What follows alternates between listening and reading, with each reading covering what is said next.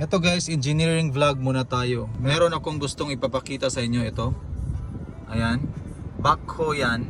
Tapos meron siyang attachment na vibro. Ayan. Vibro yan ang tawag dyan. Yan yung nagda-drive ng sheet piles.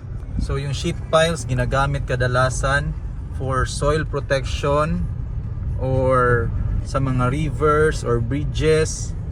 So very essential yung vibro. It makes the job easy. But if you don't have vibro, you can use the backhoe itself. Pero kailangan meron kang special technique. You can also use the breaker. Yun yung ginawa ko noon sa Mindanao.